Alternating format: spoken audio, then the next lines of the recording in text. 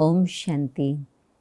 I'm sure you've had a beautiful time in Oxford already, and you're moving fast forward in your journey towards that state where you really feel that, yes, transformation is happening.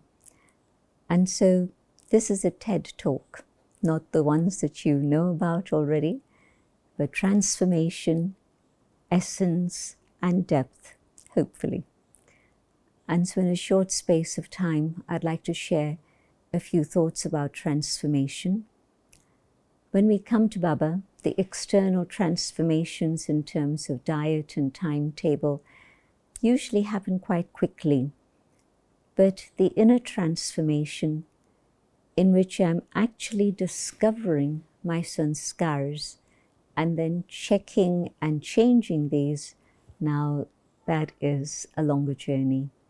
And so when Baba says Jivan Mukti in a second, yes, I saw Baba, I understood who is Baba, and maybe I fell in love with Baba.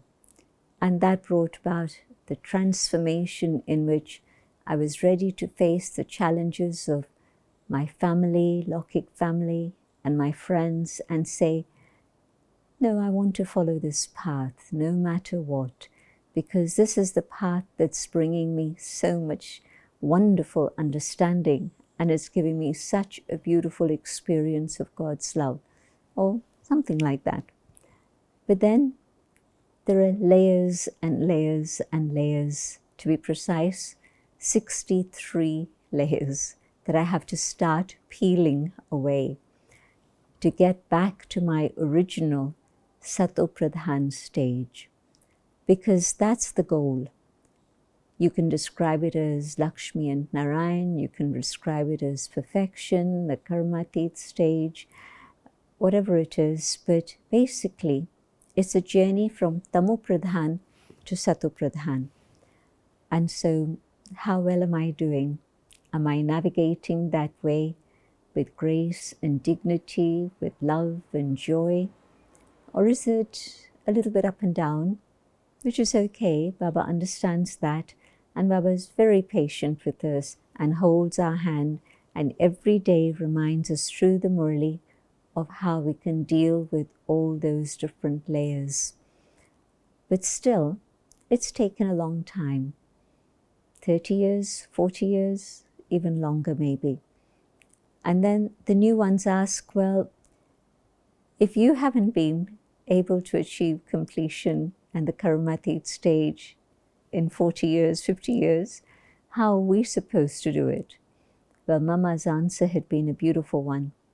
Some, when they're going on a journey and they want to see the show, the drama, they take a bullock cart because that's all they have available. And others start the journey a bit later and they take a bicycle. And then a bit later, somebody takes a car. And a bit later, somebody even takes a rocket. This was Mama's reply. And so, yes, maybe those who have come later on are ready to ignite the rocket, and the rocket will carry you absolutely quickly, moments, seconds, to your own Karmatit stage. So we start in the same way. We begin at the same point. We are all Tamo Pradhan. And then we've had to deal with different things in our lives, different karma, different situations, different circumstances. And yes, we all have lust and anger and greed and attachment and ego. No question. All of us have everything. And if I think otherwise, I'm a little bit wrong. When I first came and I thought that, well, these people have been at it for about 30 years. And so how come they're not Karmatit yet? Everything is so simple, so clear, and there's so much love from Baba. It was my honeymoon period, of course, and I was thinking that, well, it's possible to become Karmatit in a year. I had no idea it would be nearly 60 years plus. So that's the journey, but yes, I'm sure there are some who are moving ahead with their rocket and are going to reach the Karmatit stage, the Sato Pradhan stage, very quickly. Why is it that it does take so long? Well, I know that for myself, I kept discovering new things. First coming to Baba, and there's the intoxication when Baba tells me, I'm a deity soul, I feel it, I believe it, and I can sense those qualities within the self. And also when I hear Baba's Murli, again it makes a lot of sense. But also Baba keeps talking about Maya, and my imagination tells me, well, Baba's talking about somebody else. Baba's not talking about me. I won't have to deal with Maya in that way because I understand. Well, that's the beginning of ego coming in, and I don't realize it. But gradually, as I go deeper and deeper, I discover the attachments that I have. I discover the anger that I have. I discover the ego and how deep that is. And yes, this is all not theory, but from my own personal experience. And on one level, you think you've never had greed as such, but yet today, if I say, well, I like this, rather than this, this, and this, so what is that? It's again that little trace of greed that might become a big complication for me as we move forward. Because if I like something and I don't get it, am I going to remember Baba or am I going to remember that thing? So one has to really explore very deeply. And I see how the resistance that we have to the practice of soul consciousness, which can help everything move very quickly, the resistance is the laziness of the intellect. My intellect says, well, I understand this, I know this, I have the faith I'm a soul. But then my intellect gets busy with this thing, that thing, and the other thing. And I don't have that discipline of sitting down and making note. Well, how long was I soul conscious within the last hour? And if I were to try, even for 1 week, just noting down, actually physically writing it down, probably I would be quite shocked. And so this aspect of laziness of the intellect doesn't allow me to recognize where it is I'm tripping up. Tripping up in soul consciousness because it's too easy. That's all I have to do, just be soul conscious. Just think of myself as that inner being of light. Well, actually, no. It's not just thinking about it. It's actually being it. Why? Because when I'm thinking I'm a soul, I'm still actually in body consciousness. Soul and body are operating together at that moment. Even in that thought, I am a soul. Because the thought is operating through my brain, and my brain is not in the soul. My brain is in the body. And so that connection of soul and body is so deep that it impacts everything I think about, and I don't realize it. And so to get away from even that thought, I'm a soul, and actually be a soul, is a big, big step of faith and courage to let go of this and all the things connected with this. And yes, it's important then that I also start looking at, well, what is it that's creating the leakage? Because I'm having Amrit Vela, I'm studying the Murali, I'm trying to pay attention to everything. And yes, probably what's happened is that I've managed to deal with the negativity of the soul, the gross things, but maybe I haven't yet understood how wasteful thinking and words and actions are so valuable and so important in terms of either helping me move forward if I deal with them, or stopping me from moving forward. And so because it's all so subtle, definitely this is the block that comes. And of course, learning to be honest with myself, even before I can be honest with Baba or honest with others, again, I really need to be very detached. I need to step back from myself and observe myself. And in that observation, notice what are my reactions, what is the stimulus for those reactions. So why is it that I'm behaving in the way that I am? And so checking myself and being able to see what is it that's causing me sorrow or pain. This is the biggest way to be able to know that there's something still wrong. You know, if the body has fever, then you know that there's some infection somewhere, and you have to find out. And if you don't find out, the infection will continue to grow and you won't be able to deal with it. So what is the infection that's creating the pain and sorrow that I'm feeling? Is it my ego? Is it my attachment? Is it my greed? And many of us would say, we've never had to deal with greed, but yet not just saying that this is nice and then wanting that, but also the very subtle greed, the desire.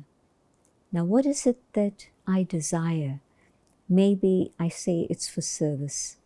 I desire this, and this in terms of external possessions. How can I do service without these? But I don't need any of those things. If I have them, fine, I'll use them. But if I don't have them, that subtle greed for these things, that these are the things that are going to help service grow. No. I just need Baba in my heart, Baba's light shining in my eyes, and the service is going to happen. There'll be magic happening. Also, it becomes so easy on the journey of spirituality to get caught up with the ego of, but I know best. I am a Jnani. My yoga is good. Baba's telling me this is what we need to do.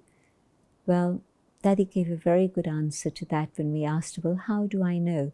Is it Baba's touching or is it my own thought? And Daddy said, if it's a thought from Baba, everyone around you will accept it and there'll be immediate support and cooperation. But if it's your own thought, then you'll find it heavy going. You'll find that there are obstacles at every step. And then you'll say, well, why isn't anyone cooperating with me? Well, it's because it was me, it was I, it was my. And when I come to recognize this, and I stop getting influenced by the pain of why isn't this happening or that happening, etc., then I'm recognizing the depth of my own ego and my own impatience. Sometimes the thought may be right, but it's not meant for today. It's going to happen, and it'll happen in the future, but not right now. And so I need to also understand that drama has its own mechanism. The seasons move not in the way that I want them to move, but I have to adjust with the season. And so the season today is maybe just Mansa Seva. And so why am I pushing for a big program? Is it because it's expected of me? Is it because others want it? Or is it really that Baba wants it? So a few checking points for all of these things. But the very important thing is to see, why am I resisting change in myself? My comfort zone. I have a particular comfort zone in which everybody accepts me as I am. And yes, they see I'm making effort, but they know that there are lapses from time to time. And I've been blessed with a beautiful family. And so all of them support me and encourage me, but my real friends will tell me what it is that's not quite right. And so if I'm willing to listen to them and not be dismissive about it, then I'll accept it and I'll say, okay, I didn't think it was like that, but I'm going to have a look at it and I'm going to go deep inside and check myself.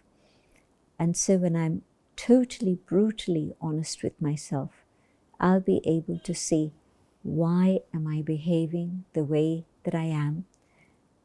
If it's according to what Baba wants for me, fine. But if there's a divergence from what Baba is saying and what Baba is expecting, then I have to sort it out and very quickly put it right so that there is that alignment once again.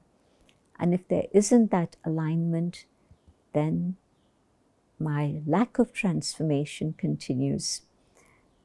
And so one I mentioned was the laziness of the intellect, unwilling to give it that effort and energy and attention.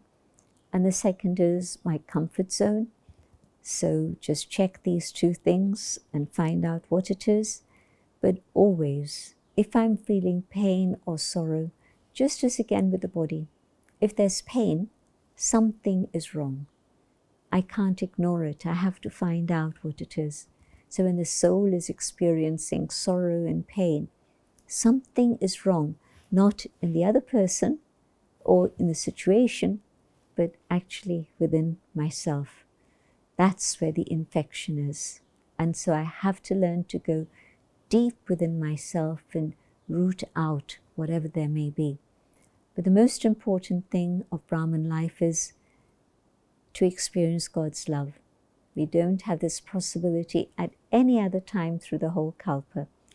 And so Brahmins have this amazing inheritance from God, from the ocean of love, to take that love so that we stay floating in the ocean, merged in the ocean, and the ocean keeps moving and carrying us forward.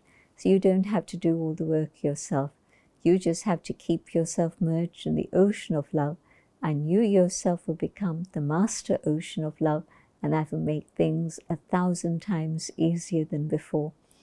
And so keep using God's love in your life. And the other is power.